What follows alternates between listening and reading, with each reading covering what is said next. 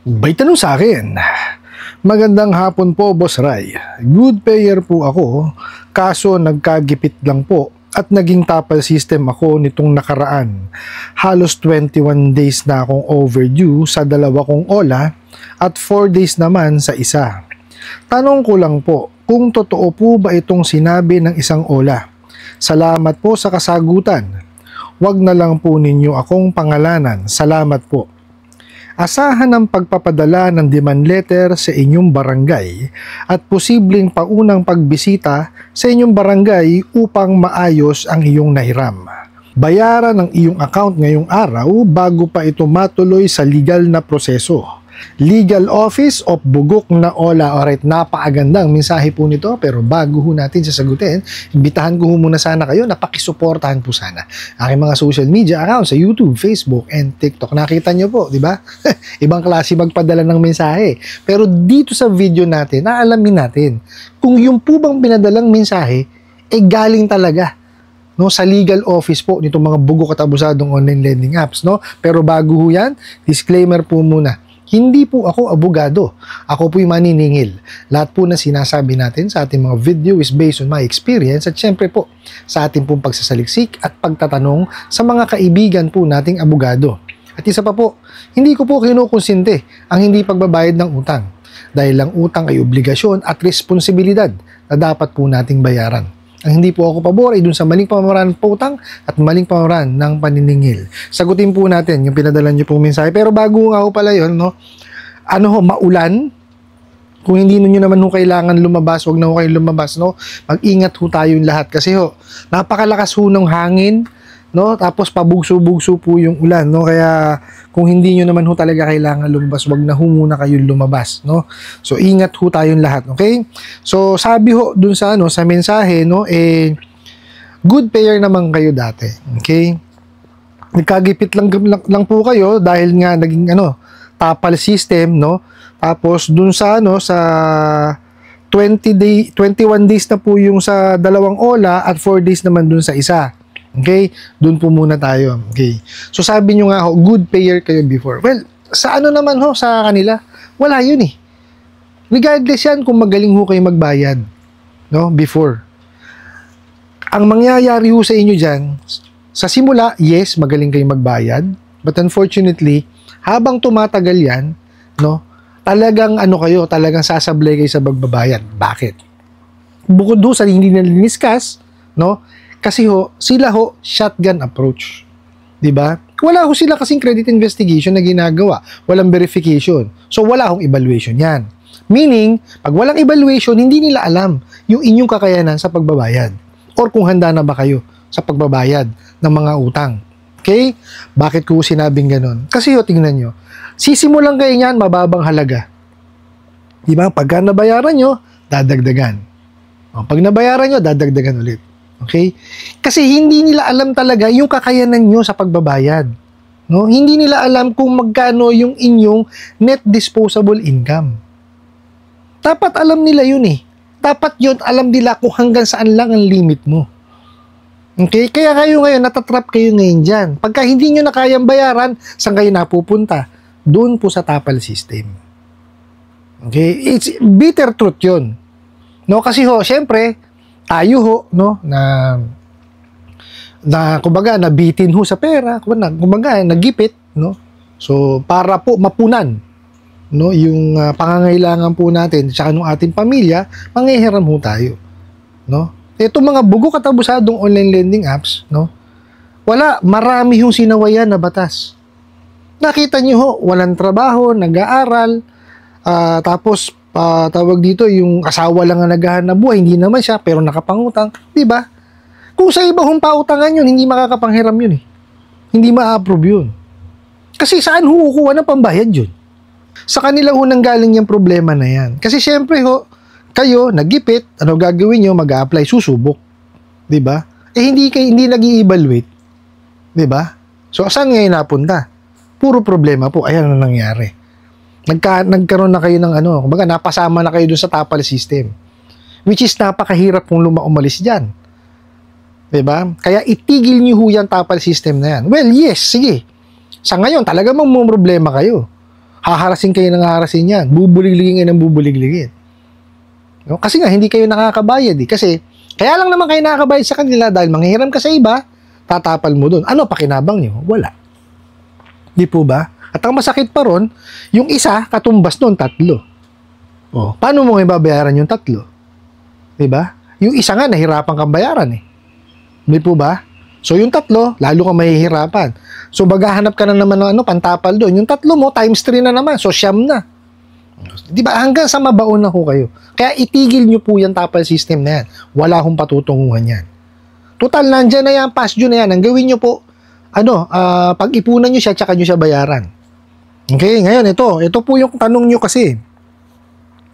Ang tanong nyo kasi is, kung totoo ba yung sinasabi nung Ola dun sa mensahe niya. Ang mensahe niya kasi, asahan ang pagpapadala ng demand letter sa inyong barangay at posibleng paunang pagbisita sa inyong barangay upang maayos ang inyong nahiram. So, ibig sabihin, hindi talaga marunong maningil. Bakit? Lalapit pa sa barangay para maayos yung nahiram. Bakit bibigyan mo ng trabaho yung taga-barangay samantalang kayong mga bugok at abusadong online lending apps ang dapat na naniningil? Diba? Anak ka ng kamote talaga kayo. O tsaka, bakit yung barangay? Ito paulit-ulit eh. Bakit sa barangay kayo magpapadala ng demand letter? Yung barangay ba ang nakahiram? Ha? Naiintindihan nyo ba yung nilalaman ng demand letter? Kasi ang nilalaman ng demand letter is demanding payment. Diba? Doon sa padadalan mo. O ba't padadala mo sa barangay? Sa barangay ka magdidemand ng payment? Nang kamote talaga kayo. Diba? Anong klaseng utak meron kayo? Tapos ba yun pa? Tatakutin nyo na yung paunang bisita sa barangay? O di pumunta kayo ng barangay. Actually, dapat sinasagot nyo yan eh. Sige, punta kayo sa barangay. Doon na lang tayo mag-ayos. Diba? Pero hindi sila ang maghahabla. Kayo ang maghahabla sa kanila. Kasi wala silang karapatan eh.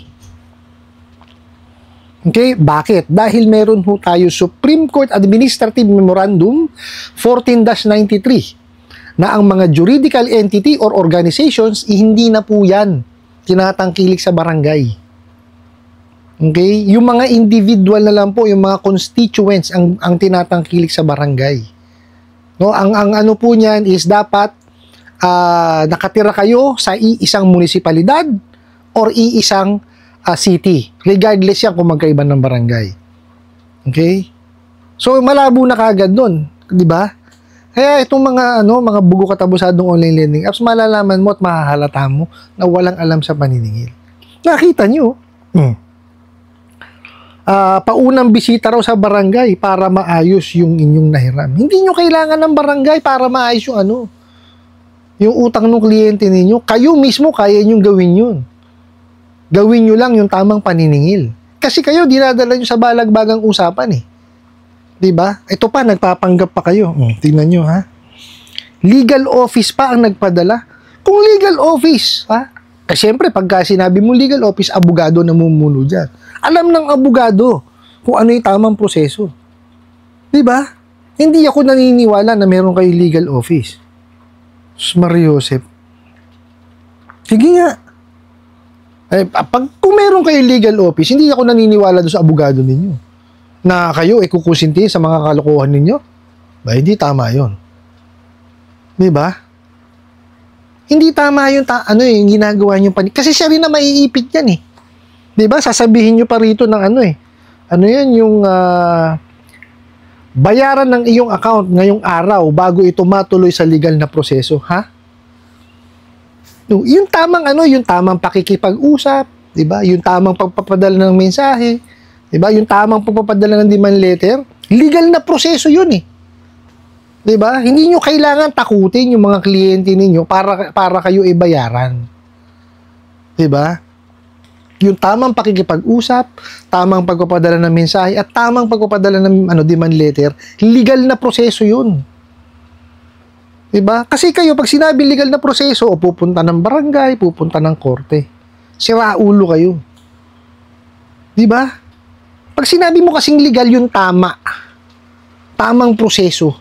ng paniningil. Ano ba tamang proseso ng paniningil, di ba? Yung maayos mo kakausapin. Di ba? Kung talagang gipit na gipit yung tao, offeran mo ng payment options. Which is wala kayo kasi wala nga kayong di ba? Credit and collection policy. Kasi wala kayong structure, di ba? Yun ang mahirap sa inyo Di ba? Magtatayo kayo ng lending company or financing company, wala naman kayong alam. Di ba? Akala nyo kasi porkit may pera kayo, tayo lending. Di ba? Ano nangyayari sa inyo ngayon? Puro pautang ng pakalokohan. Di ba? Pautang ng patarantado. Mariosep na yan. Sino na peperwisyo? Di ba yung mga kababayan natin nagipit? Mariosep. Gipit na nga yung tao, yung mga nanghihiram sa inyo. Di ba? Kasi sila yung mga hindi nasiservisyohan ng bangko. Ngayon, lumapit sa inyo, di ba? Naglakas loob. Di ba? Kumbaga nga sabi nila, ang taong nagigipit sa patalim, kumakapit. Kumapit sa inyo. Tapos winalangyan nyo pa. Kliyente nyo na nga Kumbaga negosyo na ibinigay sa inyo, lumapit sa inyo. Winalangyan nyo pa. Sus Mariosep, paano kayo magkakaroon ng retention yan o reloan? Di ba? Paano mo mariretain yung kliyente kung gaganyan ninyo? Wawalang yain ninyo. Mariosep. Doon po sa nagpadala ng mensahe, unang-una po, tigilan nyo yung tapal system. Wala akong idudulot na maayos sa inyo yan. Okay? Ang lang, pakinabang lang sa inyo yan, yung unang loan. Pero yung mga sumunod, yung nagtapa, wala naman napupunta sa inyo nun Napupunta yun doon sa inutang nyo una. Di ba walang pakinabang? Nadadagdagan pa utang nyo. Kaya tigilan nyo yan. Pangalawa, pagtuunan nyo ng pansin yung inyong hanap buhay kung meron kayong trabaho. Kung wala kayong trabaho, maghanap kayo ng trabaho o ng hanap buhay. Para kayo makapag-provide ng tama doon sa inyo pong mga mahal sa buhay at makapagtabi para mabayaran po itong inyong nahiram sa mga bugok at abusadong online lending apps. Kasi po, hindi titigil yung mga bugok na yan. Hanggat hindi nyo sila nababayaran. Kaya dapat yan pinag-iipunan at binabayaran po ng buo, tapos itabi nyo yung proof of payment. Yun lamang po. Ngayon, doon naman po sa mga manonood natin na may kakayanan naman magbayad. During the due date or bago magdumating ang due date, bayaran nyo na lamang po para wala na kayo ng sakit ng ulo. Kasi, ang idudulot sa inyo itong mga bugok at abusadong online lending apps is stress lang po. Anxiety tsaka depression. Huwag na kayong pumunta ron. Pakiusap lamang po. Tsaka kung maaari, huwag niyong hiraman kasi talagang ang inaatake nila utak. Pag napunta kayo doon, napakahirap pong gamutin nun. Uulitin ko po, pag-ipunan, bayaran, itabi po yung proof of payment. I hope nasagot ko po itong katanungan na to at sana po'y makatulong. Maraming salamat po sa inyong walang sawang pagsuporta at panonood sa aking mga video. Maraming salamat po sa inyong pag-like, pag-share, pag-comment at pagtatanong. And kunin ko na rin po itong opportunity na imbitahan po sana kayo na pakisuportahan po sana aking mga social media accounts sa YouTube, Facebook, and TikTok. Kasi muli po, yun lang.